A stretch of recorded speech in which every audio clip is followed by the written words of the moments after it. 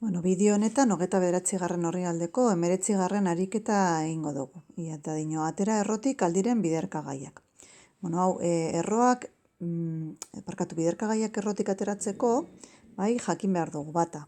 Erroak zelan simplifikatzen diren, eta bigarrena jakin behar dugu biderketa baten erroa, dela biderkagai bakoitzaren erroa.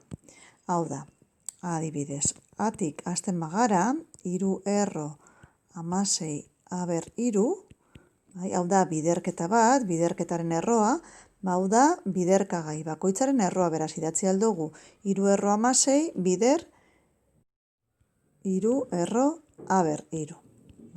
Hau egin daikegu zergaitik. Beitu erroa, hau pasatzen badugu berreketara, daukagu 16 bider aber 3 ber erena, berreketara bihurtuz. Biderketaren berreketa da biderkagai bakoitzaren berreketa. Hauze. Eta hau erroa bihurtuz, badaukagu 3 erro 16 bider 3 erro aber 3. Hau da, hau esan duguna, bale? Orduen, hartuko dugu hau teoria bezala, eta orduen biderketa baten erroa, bada biderkagai bakoitzaren erroa. Bale. Orduen, hori jakinda, hasten gara ariketa egiten, bale? Orduen, 3 erro 16 faktorizatuz izango zen 3 erro biber 4. Bider 3 erro aber 3. Bale, aurreko ariketa batean esan genduan berretzailea, errotzailea baino handiagoa denean, biderkagairen bat atera daikegu. Eta hori egiten genduan zatiketa eginez. 4 zati 3 bat kanpoan, bat barruan. Beraz, gehiartzen jaku, bat kanpoan eta bat barruan. Eta bestaldetik, 3 erro aber 3, 3 zati 3 bat. Beraz, a kanpoan. Hau da emaitza. 2a bider 3 erro 2. B apartadoan, lehenengo gauza egiten duguna faktorizatu, 4 erro 3 ber 4, a ber 5, b ber 3. Hau, idatzi aldugu horrela, edo lehen esan dugun bezala biderkagai bakoitzaren erroa. Beraz, 3 ber 4,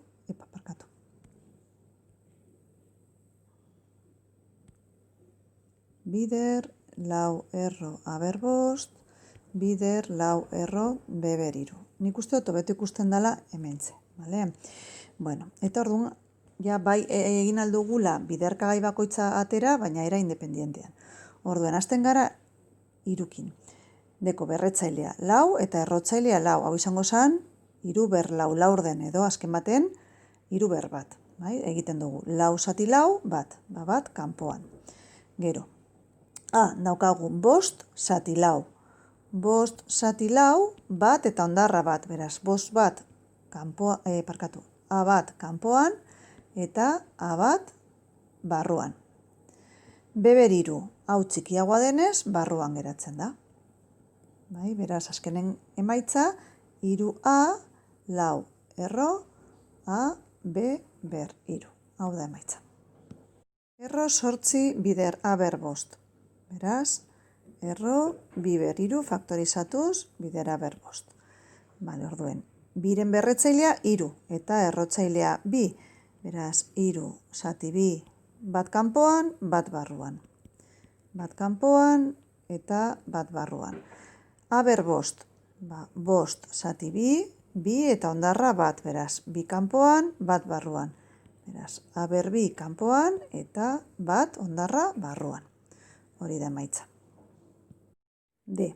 Faktorizatzen badugu, 3 erro, 24 da 2 ber 3 bider 3, hau da 8 bider 3, zati a ber 4. Orduan, orain, 2 ber 3, 3 zati 3 bat, beraz bat, kanpoan. 3, berretzailea bat denez, berretzailea txikiago errotzaile baino, beraz, barruan geratzen da. Eta a ber 4, 4 zati 3 bat, bat kanpoan eta bat barruan. Kontutan izan a izendatzailean dagoala, beraz, ateratzen bada izendatzailean. Eta hemen kontuz marrasterakoan, irudikatzerakoan erroa, hartu behar dagoala zenbakitzailea eta izendatzailea. Hortxe. Egaz. Hemen faktorizatzen dugu, 162 da 2 bider 3 ber lau, 2 bider 3 ber lau, eta 75 da 3 bider 5 karratu. Vale. Hemen nahi izan eskero, simplifikatu aldugu. Beraz, 2 bider 3 ber 3, zati 5 karratu. Eta orain ateratzen dugu biderkagaiak. 2 bere berretzailea bat da eta errotzailea da 2, beraz, 2 barruan geratzen da. Ezin da atera. 3 ber 3. Bueno, pues 3 zati 2 bat eta hondarra bat. Beraz, bat kanpoan, bat barruan. Eta 5 karratu, pues 2 zati 2 bat. Beraz, kanpoan eta gogoratu izendatzailean dagoanez, izendatzailean. Beraz, emaitza izango zen 3 bosten bider erro 6. F. Vale, faktorizatzen badugu, izango zen 9 da 3 karratu, eta 32, 2 ber 5. Vale, 3 karratu berretzailea txikiagoa denez errotzailea baino, barruan geratzen da, eta 2 ber 5, izango zen 5 zati 5 bat, baina izendatzailean dagoanez, izendatzailean mantentzen da. Beraz, bat biren, bider 5 erro 3 karratu edo bat biren, bider 5 erro 9. Idatzi aldugu horrela, edo gure badugu era honetara.